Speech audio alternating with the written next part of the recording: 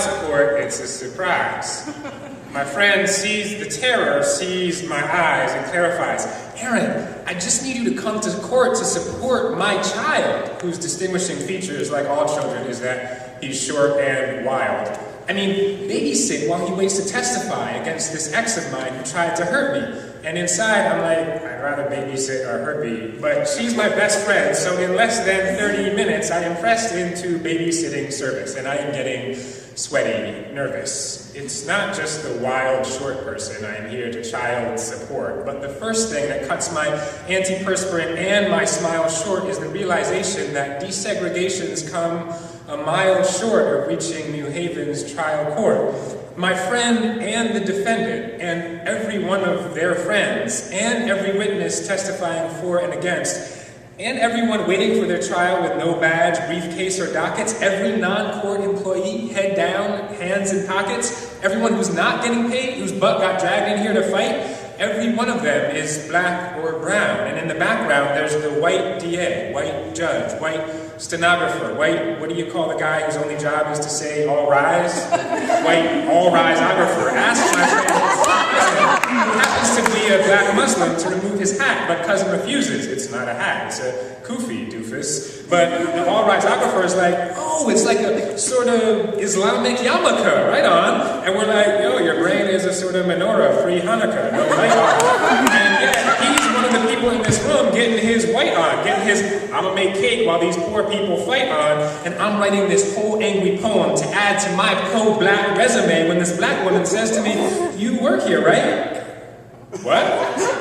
You think I'm like white? I mean, I am, but, and this is when a whole line of righteous white people inside of me start to flash their white butts. No, not our pale behinds. I'm speaking of when we know we're so righteous, a whole trail of white butts come out of our flailing minds, like thus.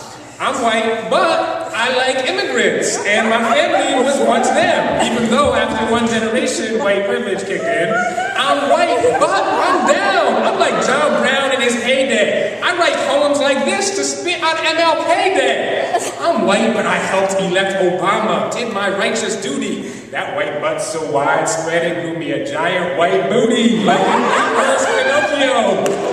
I know, it doesn't show. Thanks for the cheese, Dad. Being white and progressive is actually not that hard. Anytime things get tight, I pull out my pro-black card.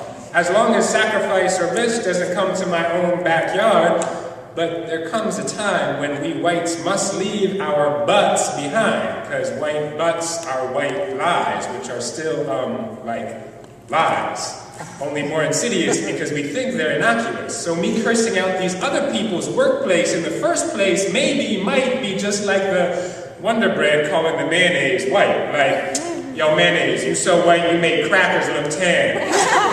So, Wonder Bread, you so white when you saw the pumpernickel, you grabbed your purse and ran. Mayo, you so white you were brown eggs albino daughter. Wonder, you so white when you had some spicy mustard spread on you, you were like, close the border. The point is, me saying, hey yo, the court system might be racist is like the Wonder Bread telling the Mayo, you white and tasteless. Because let's face this, the two supposedly enlightened places I work, an arts high school and the hospital's child life department, employ almost entirely white faces.